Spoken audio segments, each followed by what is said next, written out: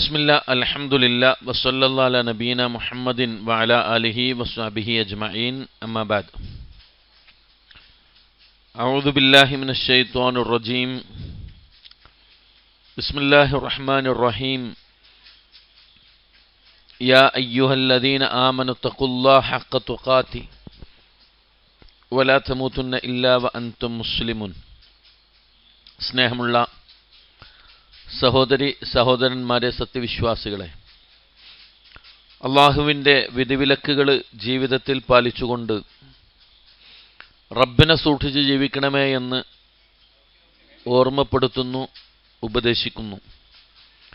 അള്ളാഹു നമ്മുടെ ഈ ഒത്തുകൂടൽ സ്വാലിഹായ ഒരു സൽക്കർമ്മമായി നമ്മളിൽ നിന്ന് കബൂൽ ചെയ്യുമാറാവട്ടെ. കഴിഞ്ഞ ക്ലാസ്സിൽ 12ാമത്തെ ആയത്തായിരുന്നു നമ്മൾ എടുത്തിരുന്നത്.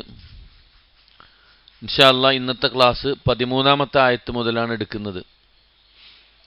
ആദ്യം ആയത്തൊന്ന് കേൾക്കുക, കൂടെ നിങ്ങൾ ഓതുകയും ചെയ്യണം. يدعون من ضره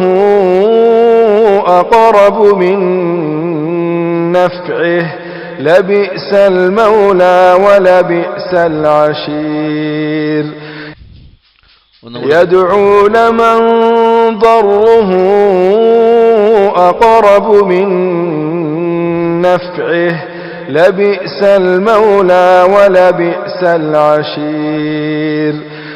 من نفعه, നഫ്ഇഹി എന്നുണ്ട്. നമ്മളവിടെ നിർത്തുമ്പോൾ എങ്ങനെ ഓതിയാൽ മതി? മിൻ നഫ്ഇ. അത് കൂട്ടി ഓതുകയാണെങ്കിൽ നഫ്ഇഹി, ആ ഹാഇനെയും എന്ത് ചെയ്യണം? ഉച്ചരിച്ചുകൊണ്ട് ഓതണം. കൂട്ടി ഓതുകയാണെങ്കിൽ അവിടെ നിർത്താനുള്ള ജായിസ് ജീമുള്ളത് കൊണ്ട് നമുക്ക് നിർത്താം. യദൂ ലമൻ ലർറുഹു, അല്ലേ? ലമൻ അവിടെ എന്ത് ചെയ്യണം? മണിക്കണം. പിന്നെ ലർറുഹു എന്ന് കഴിഞ്ഞിട്ട് മദ്ദുണ്ട്, മദ്ദിന് ശേഷം ഹംസയും വന്നിട്ടുണ്ട്. അതുകൊണ്ടാണ് അവിടെ അത്ര ദീർഘിപ്പിച്ച് ഓതുന്നത്.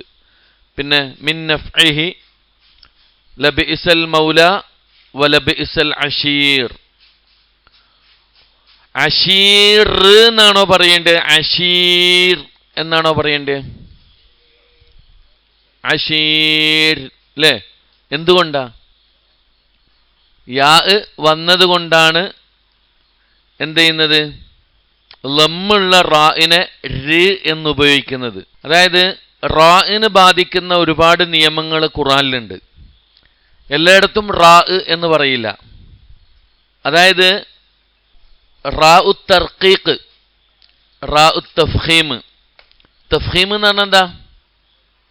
കട്ടി കൂട്ടി അറബി അക്ഷരങ്ങൾ ഉച്ചരിക്കുന്നതിനാണ് തഫ്ഖീം എന്ന് പറയാം. തർക്കീഖ് എന്ന് പറഞ്ഞാൽ എന്താ? അക്ഷരങ്ങളെ ലഘുവായി ഉച്ചരിക്കുക. അതായത്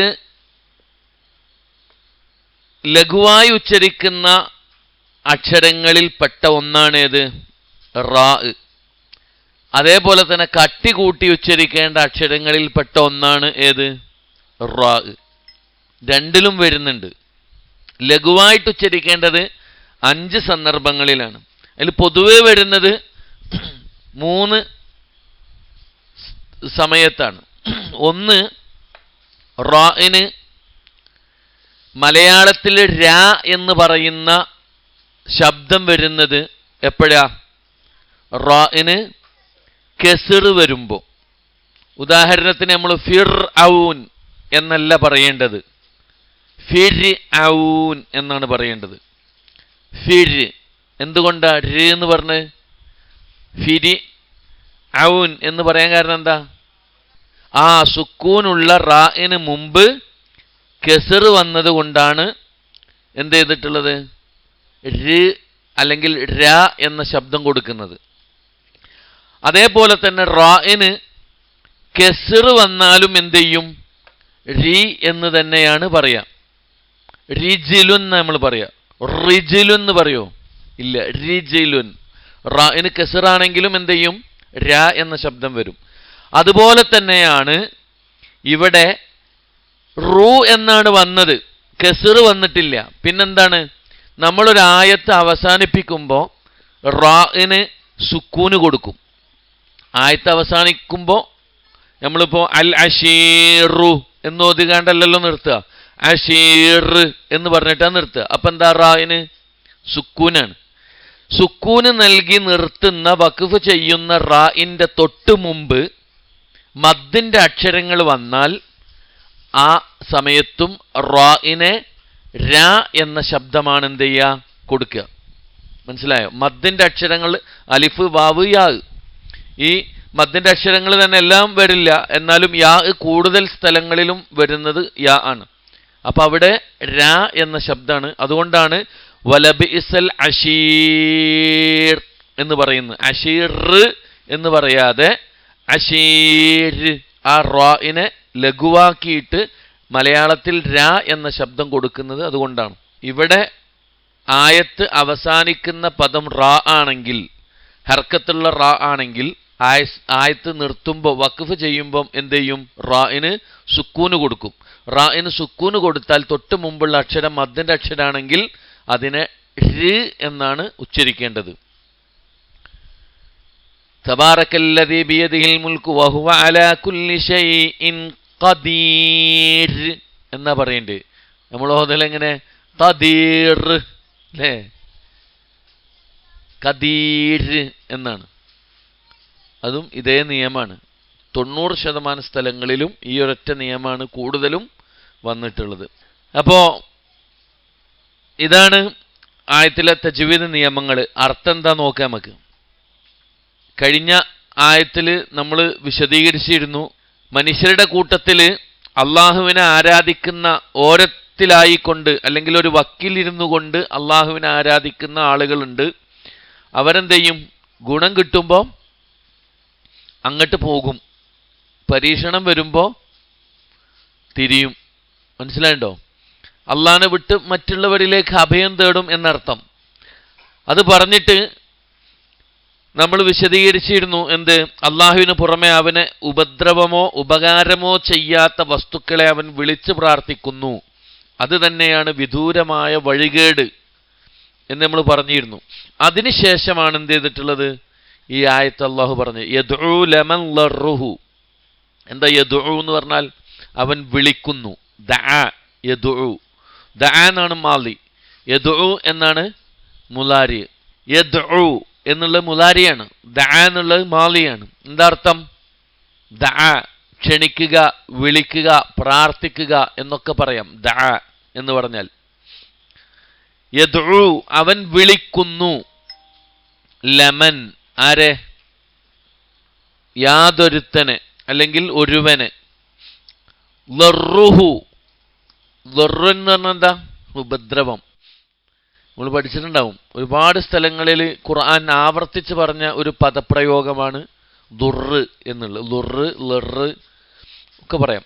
ഉപദ്രവം, ഉപകാരം ചെയ്യാത്തത് അല്ലേ? ഇബ്രാഹിം നബി ബാപ്പാനോട് പറഞ്ഞില്ലേ, യാ അബത്തി ലിമ തഅബുദു മാ ലാ യസ്മഉ വലാ യുബ്സിറു വലാ യുഗ്നി അൻക ശൈആ എന്ന് പറഞ്ഞില്ലേ?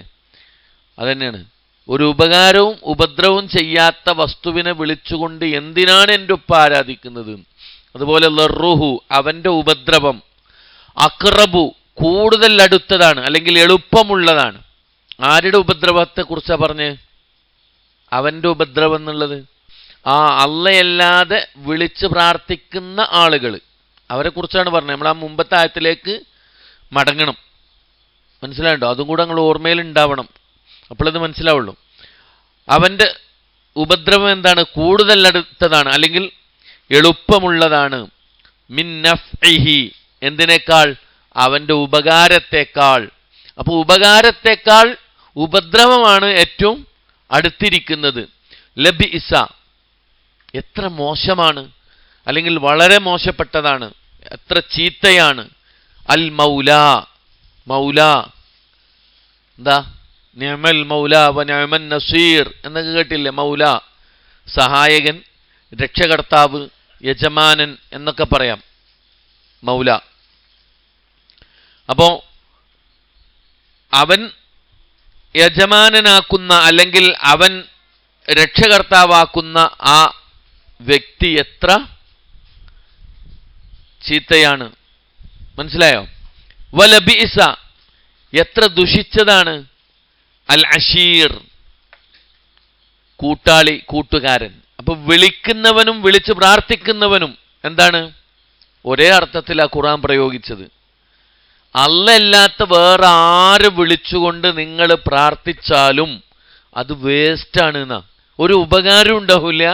ഇന്ന് എന്തെങ്കിലും ഉപകാരം കിട്ടുമോ? ആവില്ല. ഉപദ്രവം ഉണ്ടാവോ? അതുമില്ല. രണ്ടുമില്ല. പിന്നെന്താ? അത് വേസ്റ്റാണ്. ഉപകാരവും ഉപദ്രവവും ചെയ്യാത്ത വസ്തുക്കളെ വിളിച്ചുകൊണ്ട് പ്രാർത്ഥിച്ചിട്ട് ഒരു പ്രയോജനമുണ്ടോ? എന്തെങ്കിലും ഒരു പ്രയോജനം ഉണ്ടോ? ആ സമയം വേസ്റ്റ് ആവുക എന്നതല്ലാതെ.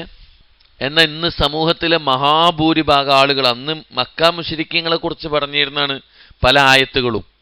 കാരണം അവരെന്തായിരുന്നു? അല്ലല്ലാത്ത മറ്റുള്ളവരെ വിളിച്ചുകൊണ്ട് പ്രാർത്ഥിച്ചിരുന്നത് എന്തിനാ എന്ന് ചോദിക്കുമ്പോൾ ഒരു കുറച്ചൊക്കെ മാന്യതയുള്ള മറുപടി പറഞ്ഞിരുന്നു. ഇന്ന് അള്ളാനെ തന്നെ അല്ല ചോദിക്കണേ, ഇന്ന് അള്ളാനോട് തന്നെ അല്ല ചോദിക്കണേ മുഴുവൻ അല്ലല്ലാത്ത മറ്റു സൃഷ്ടികളെ കൊണ്ടാണ്. മക്കയിലെ മുശ്രിക്ക് അങ്ങനെ വിശ്വസിച്ചിട്ടില്ല. സത്യാണ്.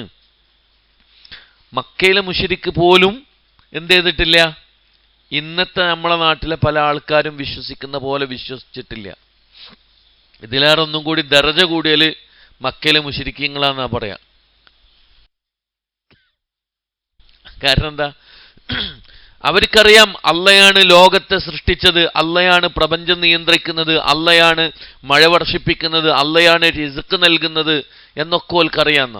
ഖുർആൻ തന്നെ പറയുന്നുണ്ട്, ആരാ ആകാശത്ത് നിന്ന് മഴ വർഷിപ്പിക്കുന്നത് എന്ന് ചോദിച്ചാ ലയഖൂലുന്നല്ലാ, അവർ പറയും അള്ളയാണ്.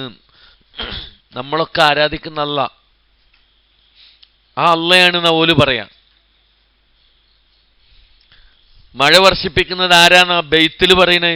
മൊയ്തീൻ ഷെയ്ഖാണ് എന്നാ പറയണേ. അപ്പൊ മൊയ്തീൻ ഷെയ്ഖാണ് എന്ത് മഴ വർഷിപ്പിക്കുന്നത് എന്ന് വിശ്വസിക്കുന്നവരിന്നുണ്ട്. അതുപോലെ തന്നെ നോക്കുങ്ങള്, ലോകം നിയന്ത്രിക്കുന്നത് ആരാന്ന? ഇപ്പൊ നമ്മളെ നാട്ടിൽ ഇപ്പൊ എല്ലാവർക്കും തിരിയണ കാര്യമല്ലേ? ഇപ്പൊ എന്താ പറഞ്ഞേ? മടവൂരാണെന്നാ. വെറുതെ പറയണല്ല കേട്ടോ, ഇതൊക്കെ പണ്ഡിതന്മാരെന്ന് പറയുന്ന ആളുകൾ സമൂഹത്തെ ശക്തമായിട്ട് പഠിപ്പിച്ചു കൊണ്ടിരിക്കുകയാണ്. എന്ത്? ശിർക്ക്. അള്ളാന്റെ റസൂല് പറഞ്ഞിട്ടുണ്ട്, അവസാന കാലഘട്ടമാകുമ്പോൾ എന്ത് ചെയ്യും? അങ്ങനത്തെ ആളുകൾ രംഗത്ത് വരുന്നു. അതിനെ ഭയപ്പെടാൻ നബി സല്ലല്ലാഹു അലൈഹി വസല്ലം മുന്നറിയിപ്പ് നൽകിയിട്ടുണ്ട് നമുക്ക്. അപ്പോ CM വലിയുള്ളയാണ് എന്ത്? ലോകം നിയന്ത്രിക്കുന്നത് എന്ന് പറയുന്ന, വിശ്വസിക്കുന്ന, അത് പഠിപ്പിക്കുന്ന ആൾക്കാരുണ്ട്. രോഗം ശിഫയാക്കുന്നവൻ അള്ളയാണെന്ന് വിശുദ്ധ ഖുർആൻ പറയുന്നുണ്ട്. ഇബ്രാഹിം നബി അള്ളാഹിനെ കുറിച്ച് പരിചയപ്പെടുത്തിയപ്പോ രോഗം ശിഫയാക്കുന്നവനാണ് എൻ്റെ റബ്ബ് എന്ന് പറയുന്നുണ്ട്. അപ്പോ പല ആളുകളും വിശ്വസിക്കുന്നത് എന്താ? അള്ളയാണ് എന്നല്ല. വിശുദ്ധ ഖുർആനിൽ അല്ലാഹ് പറഞ്ഞില്ലേ, അള്ളാഹുവിനെ ഇഷ്ടപ്പെടുന്നത് പോലെ നിങ്ങളുടെ കൂട്ടത്തിൽ, മനുഷ്യരുടെ കൂട്ടത്തിൽ ചില ആളുകളുണ്ട്. എന്താ? അള്ളാഹുവിനെ ഇഷ്ടപ്പെടുന്നത് പോലെ അവർ അല്ലാത്ത മറ്റു ദൈവങ്ങളെയും എന്ത് ചെയ്യുന്നു? ഇഷ്ടപ്പെടുന്നു. അള്ളാഹിനെ ഇഷ്ടപ്പെടുന്നതിനേക്കാൾ കൂടുതൽ ഇഷ്ടപ്പെടുന്നു എന്ന് അള്ളാഹു ഖുർആനിലൂടെ പറഞ്ഞിട്ടുണ്ട്. അതുകൊണ്ട് നമ്മൾ മനസ്സിലാക്കേണ്ട ഒരു കാര്യം എന്താ വെച്ചാൽ, തീർച്ചയായിട്ടും നമുക്ക് എന്തെങ്കിലും ഒരു കാര്യം ഒരാളോട് ചോദിക്കണമെങ്കിൽ ആ ചോദിക്കുന്നത് തരാനുള്ള കഴിവ് ഏറ്റവും ചുരുങ്ങിയത് അയാൾക്ക് ഉണ്ടാവണം. ഒരു പൈസ ഇല്ലാത്ത നമ്മളോടൊന്നും ആരും എന്ത് ചെയ്യൂല, ഒരു 10,000 1 ലക്ഷം ഒന്നും കൊണ്ടാന്ന് ചോദിക്കൂല. നിങ്ങളോട് ചോദിക്കുമോ? ഇല്ല. കുറച്ചൊക്കെ അത്യാവശ്യം കാശൊക്കെ ഉണ്ട് എന്നുള്ള തോന്നുന്ന ഒരാളോട് എന്ത് ചെയ്യും? ഒരു 10,000 കൊണ്ടാ എന്ന് ചോദിക്കും. കാരണം എന്താ? ഓനോട് ചോദിച്ചാൽ കിട്ടും എന്നുള്ളൊരു പ്രതീക്ഷ ഈ ചോദിക്കുന്നവനുണ്ട്. അതുകൊണ്ടാ ചോദിക്കണേ. അല്ലാതെ ഒന്നുമില്ലാത്ത വളരെ സാധുവായ ഒരു മനുഷ്യനോട് പോയിട്ട് 1 ലക്ഷം ഉറുപ്പ്യ ഉണ്ടാന്ന് പറഞ്ഞാൽ ഒരു നിലക്കും ഓൻ്റെ അടുത്ത് കിട്ടും എന്നൊരു പ്രതീക്ഷ തന്നെയല്ല. എന്നിട്ട് ഓനോട് പോയി ചോദിച്ചാൽ എന്തായിരിക്കും അവസ്ഥ? ഓന് കിട്ടുമോ? ജന്മത്തിൽ കിട്ടുമോ? ഓൻ തന്നെ പായേരം പിടിച്ച് കിടക്കായിരിക്കും, കിട്ടൂല. ഇതേപോലെ ഇത് ഭൗതികമായ ഒരു സഹായത്തായിട്ടാണെങ്കിൽ പടച്ച റബ്ബിനോട് ചോദിച്ചാൽ കിട്ടും എന്ന പ്രതീക്ഷയോട് കൂടിയിട്ടാണ് നമ്മൾ എന്ത് ചെയ്യുന്നത്? ചോദിക്കുന്നത്. കാരണം എന്താ? പടച്ച റബ്ബിന്റെ ഖജനാവ് പ്രവിശാലമാണ്. ആര് എന്ത് എത്ര ചോദിച്ചാലും റബ്ബ് എന്ത് ചെയ്യും? വാരിക്കോരി കൊടുക്കുമെന്ന് അള്ളാഹിനെ കുറിച്ച് ഖുർആനിലൂടെ നമുക്ക് എന്ത് ചെയ്തിട്ടുണ്ട്? പരിചയപ്പെടുത്തി തന്നിട്ടുണ്ട്. അപ്പൊ ചോദിക്കുന്ന വ്യക്തി ചോദിക്കുന്ന ആളോട് ചോദിക്കുന്നത് കിട്ടണം എന്ന ചിന്തയോടുകൂടി ചോദിക്കാൻ ആകെ ലോകത്തൊരാളേ ഉള്ളൂ. അതാരാ? അള്ളാഹു മാത്രമാണ്. അള്ളാഹു മാത്രമാണ്. അതുകൊണ്ട് ജീവിതത്തിലെ ഏത് പ്രതിസന്ധി ഘട്ടങ്ങളിലും പ്രയാസഘട്ടങ്ങളിലും നമ്മൾക്ക് വിളിക്കേണ്ടതും പ്രാർത്ഥിക്കേണ്ടതും സഹായം ചോദിക്കേണ്ടതും ആരോട് മാത്രമാണ്? പടച്ച റബ്ബിനോട് മാത്രമായിരിക്കണം എന്നതാണ് വിശുദ്ധ ഖുർആനിലൂടെ അള്ളാഹു പഠിപ്പിച്ചത്, പ്രവാചകന്മാരിലൂടെ അള്ളാഹു പഠിപ്പിച്ചത്. എല്ലാ പ്രവാചകന്മാരും നമുക്ക് മാതൃക കാണിച്ചു തന്നതും അതാണ്. മനസ്സിലായിട്ടോ? അതുകൊണ്ട് ഉപകാരവും ഉപദ്രവവും ചെയ്യാത്ത വസ്തുക്കളെ വിളിച്ചുകൊണ്ട് പ്രാർത്ഥിച്ചിട്ട് യാതൊരു കാര്യമില്ല. യാതൊരുത്തൻ്റെ ഉപദ്രവം അവൻ്റെ ഉപകാരത്തെക്കാൾ കൂടുതൽ അടുത്തതാണോ അങ്ങനെയുള്ളവനെ തന്നെ അവൻ വിളിച്ചുകൊണ്ടിരിക്കുന്നു. മനസ്സിലായോ? അവനത്ര ദുഷിച്ച രക്ഷാധികാരി, അവനത്ര ദുഷിച്ച കൂട്ടുകാരനും. ഇതാണ് അള്ളാഹ് പറഞ്ഞ്. അതുകൊണ്ട് ജീവിതത്തിൻ്റെ ഏത് പ്രതിസന്ധി ഘട്ടത്തിലും പ്രയാസങ്ങൾ വരുമ്പോൾ മാത്രമല്ല, സന്തോഷം ഉണ്ടാകുമ്പോഴും പ്രയാസം ഉണ്ടാകുമ്പോഴും ഒക്കെ നമുക്ക് വിളിക്കാനും പ്രാർത്ഥിക്കാനും സഹായം ചോദിക്കാനുള്ളത് ആരോടാ? അള്ളാഹുവിനോട് മാത്രം എന്നതാണ് അള്ളാഹു എന്ത് ചെയ്യുന്നത്? ഈ ആയത്തിലൂടെ പഠിപ്പിക്കുന്നത്. അടുത്ത ആയത്ത് നോക്ക്, ഒന്നും കൂടെ കൃത്യമായിട്ട് മനസ്സിലാവും ഇതുകൂടി പഠിക്കുമ്പോൾ.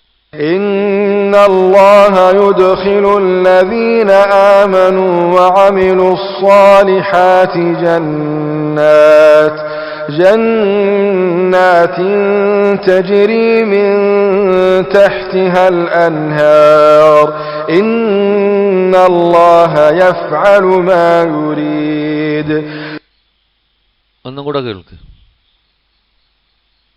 ഇന്നല്ലാഹ യുദ്ഖിലുല്ലദീന ആമനൂ വഅമിലുസ്സാലിഹാതി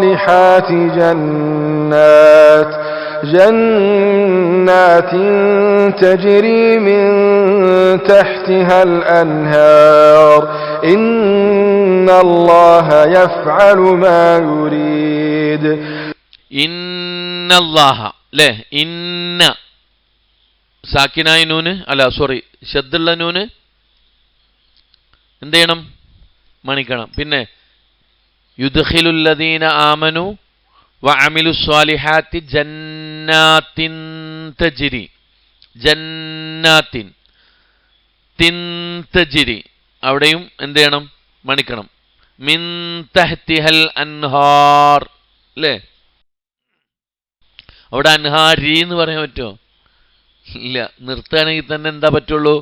അൻഹാർ അല്ലേ? എന്തുകൊണ്ടാ? നേരത്തെ പറഞ്ഞ തർക്കീക്കിന്റെ അടയാളം ഇല്ല. ഇന്നല്ലാഹ യഫ്അലു മാ യുരീദ്. എന്താ അർത്ഥം? ഇന്നല്ലാഹ നിശ്ചയമായിട്ടും അല്ലാഹു, തീർച്ചയായും അല്ലാഹു, യുദ്ഖിലു പ്രവേശിപ്പിക്കുന്നു. മാലിയ എന്താ? യുദ്ഖിലുന്റെ എന്താ? ദഖല, ദഖല യദ്ഖലു. യുദ്ഖിലു പ്രവേശിപ്പിക്കുന്നു. അല്ലദീന ആമനൂ, ആരെ? വിശ്വസിച്ച ഒരു കൂട്ടരെ, അതായത് സത്യവിശ്വാസം സ്വീകരിച്ചവരെ അള്ളാഹു പ്രവേശിപ്പിക്കുന്നു. എവിടെ? അവരെ മാത്രമല്ല, വഅമിലുസ്സാലിഹാത്തി, സൽക്കർമ്മങ്ങൾ പ്രവർത്തിക്കുകയും ചെയ്തവരെ. എന്താണ്? ആമനു വേണം, അമിലുസ്വാലിഹാത്തും വേണം. വിശുദ്ധ ഖുർആനിൽ 80-ലധികം സ്ഥലങ്ങളിൽ എന്ത് ചെയ്തിട്ടുണ്ട്? ആമനുവിൻ്റെ കൂടെയാണ് അമിലുസ്വാലിഹാത്ത് വിശദീകരിച്ചിട്ടുള്ളത്. വിശ്വാസം ഉണ്ടാവണം, സൽക്കർമ്മം ഉണ്ടാവണം. ആദ്യം പറഞ്ഞത് എന്താ? ആമനു എന്നാണ്, വിശ്വാസമാണ്. പിന്നെ എന്തുള്ളൂ? സൽക്കർമ്മമുള്ളൂ. മനസ്സിലായോ? ആദ്യ സൽക്കർമ്മവും പിന്നെ വിശ്വാസമായിട്ട് കാര്യമില്ല. കാരണം എന്താ? വിശ്വാസം ശരിയായവനിൽ നിന്ന് മാത്രമേ അള്ളാഹു സൽക്കർമ്മങ്ങൾ എന്ത് ചെയ്യുള്ളൂ? സ്വീകരിക്കുകയുള്ളൂ. അതുകൊണ്ട് വിശ്വാസം ഉണ്ടാവണം, പിന്നെ സൽക്കർമ്മവും വേണം. അങ്ങനെയുള്ള ആളുകളെ സംബന്ധിച്ചിടത്തോളം ജന്നാത്തിൻ, അവരെന്താണ്? സ്വർഗത്തോപ്പിലാണ്. ജന്നാത്ത്, ജന്നത്ത് എന്ന് പറഞ്ഞാൽ സ്വർഗം അല്ലേ? സ്വർഗത്തിന് വേറെന്താ പേര്? ഫിർദൗസ്. 10ഓളം പേരുകളിൽ സ്വർഗം അറിയപ്പെടുന്നുണ്ട്. ഇന്നല്ലാഹ, തീർച്ചയായിട്ടും അല്ലാഹു, യുദ്ഖിലു, പ്രവേശിപ്പിക്കുന്നു, അല്ലദീന ആമനു, വിശ്വസിച്ച ഒരു കൂട്ടരെ, വഅമിലു സ്വാലിഹാത്തി, സൽക്കർമ്മങ്ങൾ പ്രവർത്തിക്കുകയും ചെയ്ത. ആ വാവ് അത്ഫിന്റെ വാവാണ്, മനസ്സിലായോ? ആമനുവിലേക്ക് തന്നെയാണ് എന്ത് ചെയ്യുന്നത്? അമിലു സ്വാലിഹാത്തും കൂടെ മടങ്ങുന്നത്. അപ്പൊ വിശ്വസിക്കുകയും സൽക്കർമ്മങ്ങൾ പ്രവർത്തിക്കുകയും ചെയ്തവരെ അല്ലാഹു പ്രവേശിപ്പിക്കുന്നു. എവിടെ? ജന്നാത്തിൻ. എവിടെ പ്രവേശിപ്പിക്കുന്നത്? സ്വർഗങ്ങളിൽ, സ്വർഗത്തോപ്പിൽ. ജന്നത്തും ജമ്മാണ് ജന്നാത്ത്. എന്താണ് ആ ജന്നത്തിന്റെ പ്രത്യേകത? തജ്രി, ഒഴുകിക്കൊണ്ടിരിക്കുന്ന, അല്ലെങ്കിൽ നടന്നുകൊണ്ടിരിക്കുന്ന. ജറാ യജ്രി എന്ന് പറഞ്ഞാൽ നടക്കുക, ഒഴുകുക എന്നൊക്കെയാണ് അല്ലേ? സ്വർഗത്തിന്റെ പേരുകൾ അറിയോ നിങ്ങൾക്ക്? ഏതാ? ഒന്ന് ജന്നത്ത്, പിന്നെ ജന്നത്തുൻ നഈം, ജന്നത്തുൽ ഫിർദൗസ്, ദാറുസ്സലാം, ദാറുൽ ഖുൽദ് എന്നുണ്ട്, പിന്നെ ജന്നാത്തു അദിൻ അല്ലേ? ഒക്കെ ഖുർആൻ പ്രയോഗിച്ച, ഖുർആനിൽ വന്നിട്ടുള്ള പേരുകളാണ്. പിന്നെ ജന്നത്തുൽ മഅ്വ, ജന്നാത്തിൻ, സ്വർഗങ്ങളിൽ. എങ്ങനെയുള്ള സ്വർഗാണ്? തജ്രി, ഒഴുകിക്കൊണ്ടിരിക്കുന്ന, അല്ലെങ്കിൽ സഞ്ചരിച്ചു കൊണ്ടിരിക്കുന്ന. മിൻ തഹ്തിഹ, അതിന്റെ താഴ്ഭാഗത്തു കൂടെ, അടിഭാഗത്തിലൂടെ, താഴ്ഭാഗത്തിലൂടെ. തഹ്ത എന്ന് പറഞ്ഞാൽ താഴെ, ഫൗക്ക എന്ന് പറഞ്ഞാൽ അതിന്റെ ഓപ്പോസിറ്റാണ്, മുകളിൽ. മിൻ തഹ്തിഹ, അതിന്റെ താഴ്ഭാഗത്തിലൂടെ ഒഴുകിക്കൊണ്ടിരിക്കുന്നു. എന്ത്? അൽ അൻഹാർ, നദികൾ, അല്ലെങ്കിൽ അരുവികൾ. നെഹ്റുൻ ജമ്മാണ് എന്ത്? അൻഹാർ. നെഹ്റുൻ ജമ്മാണ് അൻഹാർ, നദികൾ, അരുവികൾ. അപ്പൊ സ്വർഗത്തിന്റെ ഒരു വിശേഷണമാണ് പറഞ്ഞത്. ഒരുപാട് വിശേഷണങ്ങൾ വിശുദ്ധ ഖുർആൻ എന്ത് ചെയ്തിട്ടുണ്ട്? വിശദീകരിച്ചിട്ടുണ്ട്. സ്വർഗത്തോപ്പ് ലഭിക്കുന്ന ആളുകൾക്ക് കിട്ടുന്ന ഒട്ടനവധി വിശേഷണങ്ങൾ ഖുർആൻ പറഞ്ഞിട്ടുണ്ട്. ആ കൂട്ടത്തിലൊന്നാണ് വിശ്വസിക്കുകയും സൽക്കർമ്മങ്ങൾ പ്രവർത്തിക്കുകയും ചെയ്ത വിശ്വാസികളായ അമലുസ്വാലിഹാത്ത് ചെയ്യുന്ന ആളുകൾക്ക് സ്വർഗത്തോപ്പുകളുണ്ട്. ആ സ്വർഗത്തിൽ അതിൻ്റെ താഴ്ഭാഗത്തു കൂടെ എന്ത് ചെയ്യുന്നുണ്ട്? നദികൾ ഒഴുകിക്കൊണ്ടിരിക്കുന്നുണ്ട്. അങ്ങനത്തെ സ്വർഗമാണ് അവർക്ക് ലഭിക്കുന്നത്. ഇന്നല്ലാഹ, തീർച്ചയായിട്ടും അല്ലാഹു, യഫ്അലു, അവൻ പ്രവർത്തിക്കുകയും ചെയ്യുന്നു, അല്ലെങ്കിൽ അവൻ പ്രവർത്തിക്കുന്നു, മാ യുരീദ്, അല്ലാഹു ഉദ്ദേശിക്കുന്നത്. അപ്പൊ അല്ലാത്ത മറ്റുള്ളവരെ വിളിച്ചുകൊണ്ട് പ്രാർത്ഥിക്കുന്ന ആളുകൾക്ക് നമ്മൾ കുറച്ച് ആമുഖത്തിൽ പഠിച്ച ആയത്തുകളിൽ പറഞ്ഞിട്ടുണ്ട്. എന്താ ഉള്ളത്? നരകമാണ്. അല്ലാത്ത മറ്റുള്ളവരെ വിളിച്ചുകൊണ്ട് പ്രാർത്ഥിച്ചവർക്ക് എന്താ ഉള്ളത്? നരകാണ്. ഖാലിദീന ഫീഹ എന്നാ ഖുർആൻ പറഞ്ഞത്. നരകത്തിൽ അവർ എന്തായിരിക്കും? നിത്യവാസികളായിരിക്കുന്ന. ഒരു മോചനം ഉണ്ടാവില്ല, ഒരു മോചനം ഉണ്ടാവില്ല. അല്ലാത്ത ഏതെങ്കിലും ഒരു സൃഷ്ടിയെ, അല്ലെങ്കിൽ ഏതെങ്കിലും ഒരു ദൈവത്തെ നിശ്ചയിച്ചുകൊണ്ട് ഒരാൾ വിളിച്ച് പ്രാർത്ഥിച്ചിട്ടുണ്ടെങ്കിൽ, അവൻ തൗബ ചെയ്യാതെയാണ് മരണപ്പെട്ടത് എങ്കിൽ, വമഅ്വാഹുന്നാർ, അവന്റെ സങ്കേതം എന്താണ്? നരകമാണ്. ഖാലിദീന ഫീഹ, ആ നരകത്തിൽ അവന് നിത്യവാസിയായിരിക്കുന്ന, ജീവിതകാലം മുഴുവനും പിന്നെ നരകത്തിലാണ് അല്ലേ? പിന്നെ അവന് മരണമല്ല, ആ നരകത്തിൽ നിത്യവാസിയായിരിക്കുന്ന. ആലോചിച്ച് നോക്കി നിങ്ങൾ. ഇത്രയും വ്യക്തമായി വിശുദ്ധ ഖുർആൻ പറഞ്ഞിട്ടും ഈ ശിർക്ക് ചെയ്യുന്ന, അല്ലല്ലാത്തോലെ വിളിച്ച് പ്രാർത്ഥിക്കുന്ന എത്ര ആളുകളാണ് നമ്മുടെ ചുറ്റുഭാഗത്തുള്ളത്? അതിൻ്റെ ഒരു ഗൗരവം മനസ്സിലാക്കിയിട്ടുണ്ടെങ്കിൽ പോലും എന്ത് ചെയ്യും? അതിൽ നിന്ന് മാറി നിൽക്കും. എത്ര അപകടകരമാണ്. കാരണം അവൻ തൗബ ചെയ്തിട്ടില്ലെങ്കിൽ തീർച്ചയായും നരകത്തിൽ പ്രവേശിക്കുന്നല്ല പറഞ്ഞ്, ഖാലിദീന ഫിഹ എന്നാ പറഞ്ഞ്. നരകത്തിൽ അവൻ പ്രവേശിക്കുകയും നിത്യവാസിയായിരിക്കുകയും ചെയ്യുമെന്നാണ്. അല്ലാത്ത തെറ്റുകൾ ചെയ്താലോ, ആ തെറ്റിന്റെ ശിക്ഷ കഴിഞ്ഞാൽ അവൻ ലാ ഇലാഹ ഇല്ലല്ലാഹ് അംഗീകരിച്ചൊരു വ്യക്തിയാണെങ്കിൽ, അള്ളാനെ മാത്രം വിളിച്ച് പ്രാർത്ഥിക്കുന്ന തൗഹീദുള്ളൊരു മനുഷ്യനാണെങ്കിൽ, അവന്റെ ജീവിതത്തിൽ നരകത്തിൽ പ്രവേശിച്ചാലും എന്ത് ചെയ്യും? അവനൊരു ദിവസം അതിൽ നിന്ന് രക്ഷയുണ്ടെന്ന് പ്രവാചകൻ സല്ലല്ലാഹു അലൈഹി വസല്ലം പറഞ്ഞിട്ടുണ്ട്. ഇന്നല്ലാഹ ലാ യഗ്ഫിറു അൻ യുശ്റക ബിഹി വയഗ്ഫിറു മാ ദൂന ദാലിക ലിമൻ യശാ. അല്ലേ? എന്താ? തീർച്ചയായിട്ടും അള്ളാഹു അവനിൽ പങ്കു ചേർക്കുന്നത് പൊറുക്കുകയില്ല. വയഗ്ഫിറു മാ ദൂന ദാലിക ലിമൻ യശാ. അതല്ലാത്തത് അവൻ എന്ത് ചെയ്യും? ഉദ്ദേശിക്കുന്നവർക്ക് എന്ത് ചെയ്യും? പുറത്തു കൊടുക്കും. അതാണ് മാ യുരീദ്. അവൻ ഉദ്ദേശിക്കുന്നത് അവൻ എന്ത് ചെയ്യുന്നു? തീർച്ചയായിട്ടും അള്ളാഹു പ്രവർത്തിക്കുന്നു എന്നാണ്. മനസ്സിലായല്ലോ? ശിർക്കല്ലാത്ത പാപങ്ങൾ ചെയ്തിട്ടുണ്ടെങ്കിൽ ചിലപ്പോൾ അള്ളാഹുവിന്റെ കാരുണ്യം കൊണ്ട് അവൻ എന്ത് ചെയ്തും? പുറത്തു തരും. എന്നാൽ ശിർക്ക് ചെയ്താൽ തൗബ ചെയ്യുക എന്നതല്ലാത്ത മറ്റൊരു മാർഗമില്ല. ലാ ഇലാഹ ഇല്ലല്ലാഹ് ചൊല്ലിയിട്ട് വീണ്ടും അവൻ എന്ത് ചെയ്യണം? ഇസ്ലാമിലേക്ക് കടക്കേണ്ടതുണ്ട്, ഇസ്ലാമിലേക്ക് പ്രവേശിക്കണം എന്നാ. അതുകൊണ്ടാണ് ഈമാനോടുകൂടി മൻ കാന ആഖിറു കലാമിഹി ഖൗലു ലാ ഇലാഹ ഇല്ലല്ലാഹ് ഫദഖലൽ ജന്ന. അല്ലാഹുവിന്റെ റസൂൽ പറഞ്ഞു, ഒരു മനുഷ്യന്റെ അവസാനത്തെ വാക്ക് ലാ ഇലാഹ ഇല്ലല്ലാഹ് ആണെങ്കിൽ അവൻ സ്വർഗ്ഗത്തിൽ പ്രവേശിച്ചു. മനസ്സിലായോ? അത് അവസാന ലാ ഇലാഹ ഇല്ലല്ലാഹ് പറഞ്ഞ് ഈമാനോടുകൂടി വിശ്വാസത്തോടുകൂടി അവൻ പറയണം. പറയാൻ കഴിയുമോ? ചില ആൾക്കാരൊക്കെ സക്കറാത്തിൽ കിടക്കുന്ന ആളുകൾക്ക് കലിമ ചൊല്ലിക്കൊടുത്തതിൻ്റെ അവസ്ഥകൾ പറയാറുണ്ട്. എത്ര ചൊല്ലിക്കൊടുത്താലും പറയാൻ കഴിയണില്ല, ബാക്കിയുള്ളതൊക്കെ പറയുന്നുണ്ട്. കഴിയില്ല. അള്ളാഹുവിനെ ആരാധിക്കുന്നിടത്ത് ശിർക്ക് ചെയ്തുകൊണ്ടേയിരിക്കുന്ന മനുഷ്യനാണെങ്കിൽ അവൻ അവസാനം എന്ത് ചെയ്യാൻ പറ്റൂല?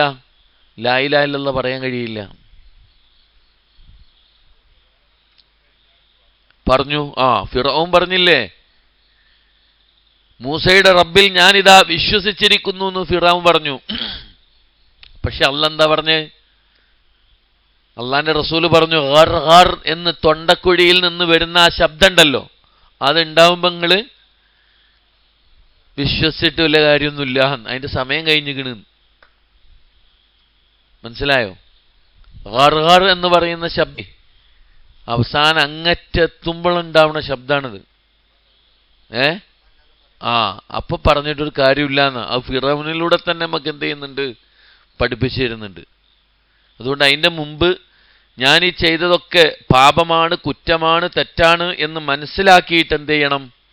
അള്ളാഹിനോട് പശ്ചാത്തപിച്ച് മടങ്ങണം. ശിർക്ക് ചെയ്തവൻ.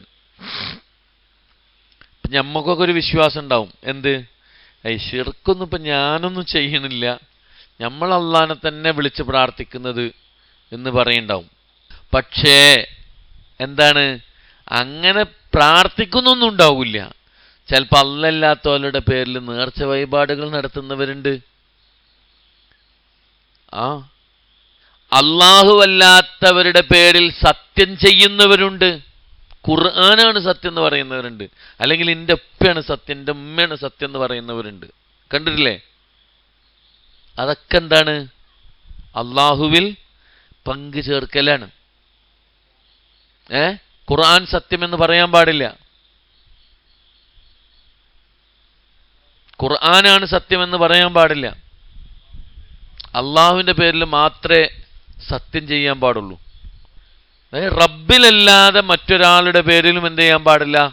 സത്യം ചെയ്യാൻ പാടില്ല. അത് അള്ളാഹുവിൽ പങ്കു ചേർക്കലാണ്. അല്ലാത്തവരെ വിളിച്ച് പ്രാർത്ഥിക്കൽ മാത്രമല്ല ശിർക്ക് എന്നർത്ഥം. ഒരാളിങ്ങനെ വരിക, കയ്യും നോക്കട്ടെ, ഈ 3 വരകൾ ഇങ്ങനെ എണ്ണീട്ട് നോക്കിയിട്ടൊക്കെ ഇങ്ങനെ ചില ആൾക്കാർ പറയും, ഫഖദ് അശ്റക എന്ന് റസൂലുള്ളാഹി പറഞ്ഞ്. ആ പറയുന്നതിൽ വിശ്വസിച്ചാൽ തന്നെ ശിർക്ക് ചെയ്തു. ഇനി അങ്ങനെ കാണിച്ചു കൊടുത്താൽ തന്നെ എന്ത് ചെയ്ത് നമ്മൾ ഓനിൽപ്പെട്ടവനായി എന്നാ. ഫലൈസ മിന്നാ എന്നാ റസൂലുള്ള പറഞ്ഞ്, അവൻ നമ്മിൽ പെട്ടവനല്ല.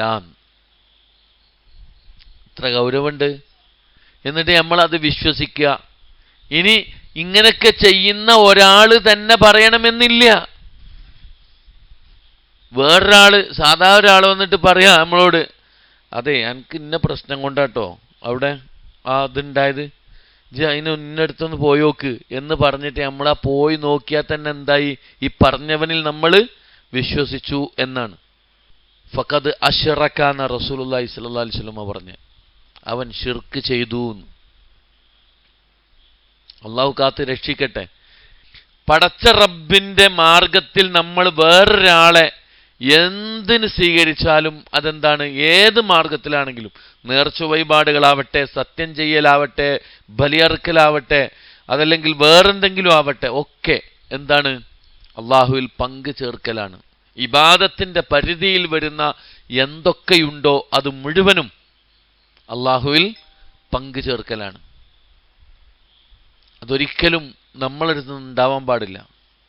അങ്ങനെ ഉണ്ടായിട്ടുണ്ടെങ്കിൽ എന്ത് ചെയ്യണം, നമ്മൾ തൗബ ചെയ്ത് മടങ്ങണം. സാധാ പാപങ്ങളെപ്പോലെയല്ല എന്നാ.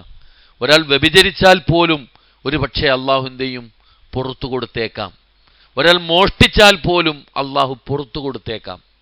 റസൂലുള്ളാഹി സ്വല്ലല്ലാഹു അലൈഹി വസല്ലമയോട് ആയിഷ ബീവി റളിയല്ലാഹു അൻഹ പറഞ്ഞില്ലേ,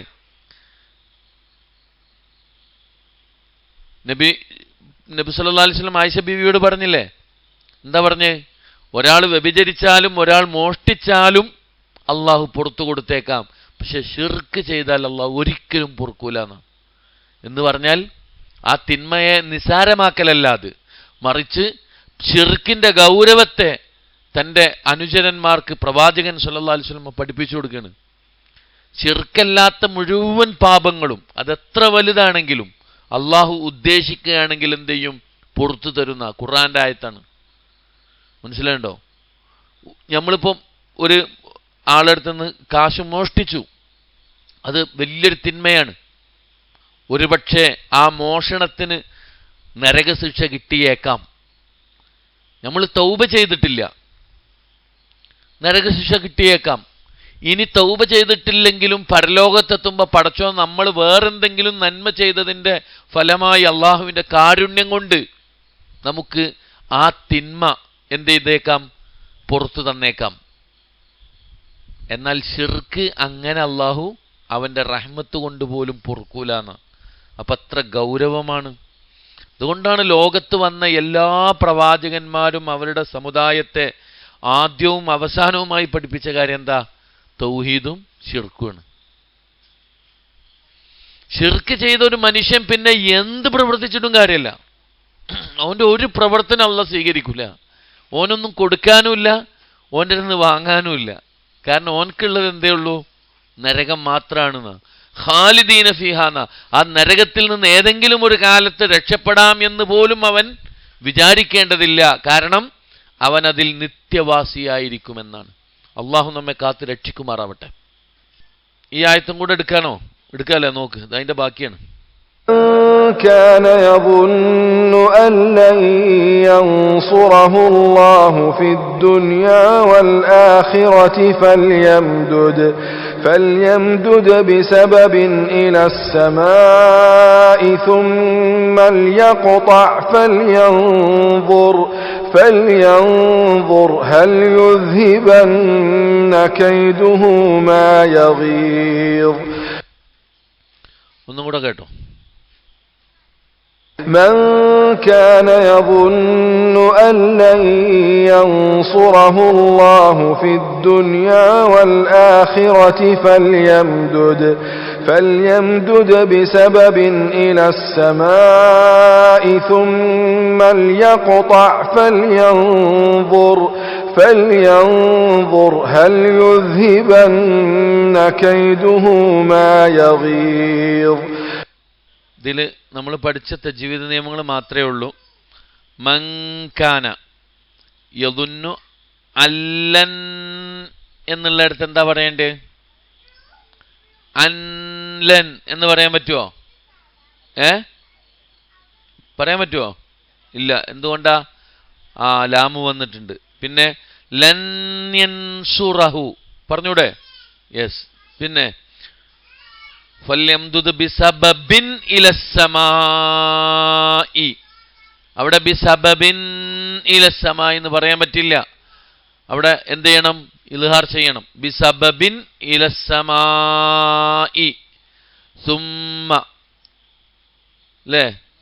സുമ്മൽ, അവിടെ സുമ്മൽ എന്നാണ് ഓതേണ്ടത്. പിന്നെ ഫല്യൻദുർ യുദ്ഹിബന്ന കൈദഹു മാ യഈദ്. മൻകാന ആരെങ്കിലും ആയാൽ, യദുന്നു വിചാരിക്കുന്നതായാൽ, അല്ലൻ യൻസുറഹു, അല്ലൻ യൻസുറഹു, നസറ എന്നാണ് മാലി, യൻസുറു എന്നാണ് എന്ത്? മുലാരി. സഹായിച്ചു എന്നാണ് നസറ എന്ന് പറഞ്ഞാൽ. യൻസുറു എന്ന് പറഞ്ഞാൽ സഹായിക്കുന്നു. അല്ലൻ യൻസുറുഹു എന്ന് പറഞ്ഞാലോ അവനെ സഹായിക്കുന്നതേ അല്ല എന്ന് ആരെങ്കിലും വിചാരിച്ചാൽ.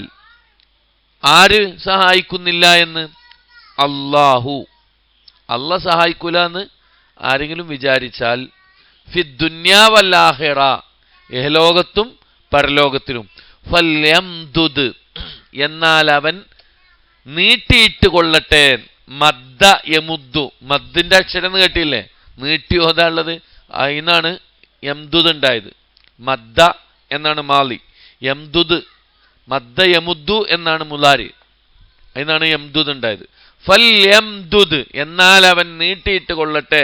ബിസബബിൻ, സബബ് എന്ന് പറഞ്ഞാൽ ഒരു കയറിനെ അല്ലെങ്കിൽ ഒരു ബന്ധത്തെ അല്ലെങ്കിൽ ഒരു കാരണത്തെ എന്നൊക്കെ പറയാം. ഇലസ്സമാ എവിടേക്ക്? ഉപരിലോകത്തേക്ക്, വാനലോകത്തേക്ക്. സുമ്മ പിന്നെ ഖതഅ എന്നാണ് മാലി. സുമ്മൽ യഖ്തഅ, ഖതഅ യഖ്തഉ മുലാരി. അവൻ ഖതഅ എന്ന് പറഞ്ഞാൽ എന്താ? മുറിച്ചു കളയുക. ലൻ യദ്ഖുലൽ ജന്നത മൻ ഖാതിലു ലാ യദ്ഖുലുൽ ജന്നത ഖാതിഉ റഹിമിൻ. കുടുംബബന്ധം മുറിക്കുന്നവൻ സ്വർഗത്തിൽ പ്രവേശിക്കൂല എന്നുള്ള ഹദീസ് കേട്ടില്ലേ? അവിടെ പറഞ്ഞിട്ടുണ്ട് ഖാതിഉ റഹിമിൻ. സുമ്മൽ യഖ്തഅ പിന്നെ അവൻ മുറിച്ചു കൊള്ളട്ടെ. ഫല്യൻദുർ എന്നിട്ട് അവൻ നോക്കട്ടെ. നളറ എന്ന് പറഞ്ഞാൽ നോക്കി, യൻദുറു എന്നുള്ളതിന്റെ മുലാരിയാണ്. അൽ യുദ്ഹിബന്ന, ഹൽ എന്ന് പറഞ്ഞാൽ ആണോ അല്ലയോ ഉണ്ടോ എന്നൊക്കെ അർത്ഥത്തിൽ ഉപയോഗിക്കുന്ന ചോദ്യരൂപത്തിലുള്ള ഒരു പദപ്രയോഗമാണെന്ത്? ഹൽ. ഹൽ യുദ്ഹിബന്ന നിശ്ചയമായും പൊക്കിക്കളയുമോ, കൈദഹു അവന്റെ തന്ത്രം അല്ലെങ്കിൽ ഉപായം, മാ യഈൽ ക്ലേശിപ്പിക്കുന്നതിനെ അല്ലെങ്കിൽ ആ കാര്യത്തെ. മനസ്സിലായോ? എന്താ മനസ്സിലായത്? എന്താ മനസ്സിലായത്? ആരെങ്കിലും ഇഹലോകത്തും പരലോകത്തും അള്ളാഹു അവനെ സഹായിക്കുന്നതേ അല്ല എന്ന് വിചാരിക്കുന്നുണ്ടെങ്കിൽ അവൻ ഉപരിഭാഗത്തേക്ക് ഒരു കയറ് നീട്ടിക്കെട്ടിക്കൊള്ളട്ടെ, പിന്നീട് മുറിച്ചുകൊള്ളുകയും ചെയ്യട്ടെ, അതിൽ ആത്മഹത്യ ചെയ്യട്ടെ എന്നർത്ഥം. എന്നിട്ടോ അവന്റെ ഈ തന്ത്രം അവനെ ക്ലേശിപ്പിച്ചുകൊണ്ടിരിക്കുന്നതിനെ പൊക്കി ഇല്ലാതാക്കി കളയുമോ എന്നവൻ നോക്കട്ടെ. അള്ളാഹുവിന്റെ വെല്ലുവിളിയാണത്. എന്ന് പറഞ്ഞാൽ എന്താ? ഈ ദുനിയാവിലും പരലോകത്തും നമുക്ക് രക്ഷകനായിട്ടുള്ളത് ആരാണ്? അള്ളാഹു മാത്രമാണ് എന്നർത്ഥം. മനസ്സിലായിണ്ടോ? അള്ളാഹു മാത്രമാണ് എന്നർത്ഥം. അല്ലാത്ത മറ്റുള്ള ഏതെങ്കിലും ദൈവങ്ങളെ വിളിച്ചുകൊണ്ട് പ്രാർത്ഥിക്കുകയും അള്ളാഹു ഈ ലോകത്തോ അല്ലെങ്കിൽ പരലോകത്തോ ഒന്നും നമ്മളെ എന്ത് ചെയ്യൂല, രക്ഷപ്പെടുത്തുകയില്ല, നമ്മൾ ചോദിക്കുന്നത് അള്ളാഹ് തരില്ല എന്നാരെങ്കിലും വിചാരിക്കുന്നുണ്ടെങ്കിൽ അത്തരം ആളുകളുടെ വിശ്വാസത്തെ അതിൻ്റെ ആ കാര്യത്തെക്കുറിച്ചാണ് അള്ളാഹു എന്ത് ചെയ്യുന്നത്, പറയുന്നത്. എന്ന് മാത്രമല്ല, ഈ ആയത്ത് മനസ്സിലാക്കുമ്പോൾ നമ്മൾ എവിടേക്ക് പോകണം? 12-ാമത്തെ ആയത്ത് 11-ാമത്തെ ആയത്തിലേക്ക് പോകണം. മനുഷ്യരുടെ കൂട്ടത്തിൽ ചില ആളുകളുണ്ട് ഓരത്തിലായിക്കൊണ്ട് അള്ളാഹുവിന് ഇബാദത്ത് ചെയ്യുന്നവർ എന്ന് പറഞ്ഞ ആ ആയത്ത് മുതൽ ഈ ആയത്ത് വരെ 15 വരെ ഒരൊറ്റ വിഷയമാണ് അള്ളാഹു പഠിപ്പിക്കുന്നത്. എന്താ അതിൽ മനസ്സിലാക്കാനുള്ളത്? നമ്മൾ അല്ലാത്ത വേറെ ആരെങ്കിലും വിളിച്ചുകൊണ്ട് പ്രാർത്ഥിച്ചിട്ടുണ്ടെങ്കിൽ നമുക്ക് നരകമാണുള്ളത്. നമ്മളുടെ ജീവിതത്തിൽ ശിർക്ക് സംഭവിച്ചിരിക്കുന്നു. എന്നാൽ അള്ളാഹുവിനെ മാത്രം വിളിച്ച് പ്രാർത്ഥിച്ച, അല്ലെങ്കിൽ അള്ളാഹുവിൽ മാത്രം വിശ്വസിക്കുന്ന, കൂടെ സൽക്കർമ്മങ്ങൾ ചെയ്യുന്ന ആളുകൾക്ക് അള്ളാഹു ഒരുക്കി വച്ചിട്ടുള്ളത് എന്താ? താഴ്ഭാഗത്ത് കൂടെ നദികൾ ഒഴുകിക്കൊണ്ടിരിക്കുന്ന സ്വർഗത്തോപ്പുകളുണ്ട് എന്നാണ് പടച്ച റബ്ബ് ഇവിടെ പറഞ്ഞത്. അതുകൊണ്ട് ജീവിതത്തിൻ്റെ ഏത് പ്രയാസ പ്രതിസന്ധി ഘട്ടങ്ങളിലും, പരീക്ഷണങ്ങൾ വരുമ്പോഴും, സന്തോഷങ്ങളുണ്ടാകുമ്പോഴും ഒക്കെ ഒരു വിശ്വാസിയെ സംബന്ധിച്ചിടത്തോളം അവൻ എന്താ ചെയ്യേണ്ടത്? അള്ളാഹുവിനെ മാത്രം വിളിച്ചുകൊണ്ട് പ്രാർത്ഥിക്കുക. സങ്കടങ്ങൾ വരുമ്പോൾ റബ്ബിനോട് പറയാ, സന്തോഷം വരുമ്പോഴും അള്ളാഹുവിനെ സ്തുതിക്കുക. അതാണ് റസൂലുള്ളാഹി സ്വല്ലല്ലാഹു അലൈഹി വസല്ലം പറഞ്ഞത്. കഴിഞ്ഞ ക്ലാസ്സിൽ ഞാൻ പറഞ്ഞില്ലേ, അജബല്ലി അംറിൽ മുഅ്മിനി ഇന്ന അംറഹു കുല്ലഹു ലഹു ഖൈറുൻ. എന്നിട്ട് റസൂലുള്ളാഹി പറയാ, വലൈസ ദാലിക ലി അഹദിൻ ഇല്ലാ ലിൽ മുഅ്മിൻ. ഒരു വിശ്വാസിക്കല്ലാതെ അതിന് കഴിയില്ല, വിശ്വാസിക്ക് മാത്രമേ സാധിക്കുള്ളൂ എന്നാ. അവൻ ഏതെങ്കിലും പ്രയാസങ്ങൾ മാത്രം വരുമ്പോൾ അള്ളാഹിനെ വിളിച്ച് പ്രാർത്ഥിക്കുന്നവരും, പ്രയാസങ്ങൾ നീങ്ങിയാൽ അള്ളാഹുവിൻ്റെ ആ നന്മയെ മറക്കുന്നവനുമല്ല ആര്? വിശ്വാസി. പ്രയാസങ്ങൾ വരുമ്പോൾ അള്ളാഹിനെ വിളിച്ച് പ്രാർത്ഥിക്കും. തനിക്ക് ബാധിച്ച ആ പ്രയാസത്തിൽ അവൻ എന്ത് ചെയ്യും? ക്ഷമ അവലംബിക്കുകയും ചെയ്യും. സന്തോഷങ്ങൾ വരുമ്പോൾ അവൻ അള്ളാഹുവിനെ സ്തുതിക്കുകയും കൂടുതൽ അള്ളാഹുവിലേക്ക് അടുക്കുകയും ചെയ്യുമെന്ന് പ്രവാചകൻ സല്ലല്ലാഹു അലൈഹി വസല്ലമ ഒരു വിശ്വാസിയുടെ സ്വഭാവമായി, ഒരു വിശ്വാസിയുടെ അടയാളമായി കൊണ്ട് നമുക്ക് വിശദീകരിച്ചു തന്നിട്ടുണ്ട്. അതുകൊണ്ട് ആ ഒരു സ്വഭാവമുള്ള വിശ്വാസിയായി മാറാൻ നമ്മൾ എന്ത് ചെയ്യുക? പരിശ്രമിക്കുക. ജീവിതത്തിൻ്റെ ഒരു പ്രതിസന്ധി ഘട്ടത്തിലും അല്ലാതെ മറ്റൊരാളോടും സങ്കടങ്ങളോ പ്രയാസങ്ങളോ ആവലാതികളോ വേവലാതികളോ ബോധിപ്പിക്കരുത് എന്നും, എല്ലാ നീറുന്ന പ്രശ്നങ്ങളും അതറിഞ്ഞുകൊണ്ട് പരിഹാരം നൽകാൻ കഴിയുന്ന ലോകത്തിൻ്റെ സിട്ടാവായ റബ്ബിനെ മാത്രമേ നാം വിളിച്ച് പ്രാർത്ഥിക്കുകയും ചെയ്യേണ്ടതുള്ളൂ എന്നതാണ് അള്ളാഹു ഈ 4-5 ആയത്തുകളിൽ നിന്ന് നമുക്ക് പഠിപ്പിച്ചു തരുന്നത്. അത് ആ രൂപത്തിൽ മനസ്സിലാക്കുകയും ജീവിതത്തിൽ പ്രാവർത്തികമാക്കുകയും അതനുസരിച്ചുകൊണ്ട് ജീവിക്കുകയും ചെയ്യുക. അള്ളാഹു തൗഫീക്ക് നൽകട്ടെ. എല്ലാവിധ പ്രയാസങ്ങളിൽ നിന്നും അള്ളാഹു കാത്തു രക്ഷിക്കുമാറാവട്ടെ. എല്ലാ രോഗങ്ങളിൽ നിന്നും പടച്ച റബ്ബ് നമ്മളെയൊക്കെ കാത്തു രക്ഷിക്കുമാറാവട്ടെ. മാരക രോഗങ്ങളിൽ നിന്ന് അള്ളാഹു നമ്മെ കാത്തു രക്ഷിക്കുമാറാവട്ടെ. ജീവിതത്തിൻ്റെ മുഴുവൻ പ്രയാസ പ്രതിസന്ധി ഘട്ടങ്ങളിലും അള്ളാഹു നമ്മെ കാത്തു രക്ഷിക്കുമാറാവട്ടെ. അവസാനം ലാ ഇലാഹ ഇല്ലല്ലാഹ് എന്ന കലിമത്ത് ഉച്ചരിച്ചുകൊണ്ട് മരിക്കാനുള്ള തൗഫീക്ക് റബ്ബ് നമുക്ക് പ്രദാനം ചെയ്യുമാറാവട്ടെ. റബ്ബനാ ആതിനാ ഫിദ്ദുനിയ ഹസന വഫിൽ ആഖിറതി ഹസനതൻ വഖിനാ അദാബന്നാർ. സുബ്ഹാനകല്ലാഹുമ്മ വബിഹംദിക അഷ്ഹദു അൻ ലാ ഇലാഹ ഇല്ലാ അൻത അസ്തഗ്ഫിറുക വഅതൂബു ഇലൈക്. വആഖിറു ദഅവാനാ അൽഹംദുലില്ലാഹി റബ്ബിൽ ആലമീൻ. അസ്സലാമു അലൈക്കും വറഹ്മത്തുള്ളാഹി വബറകാതുഹു.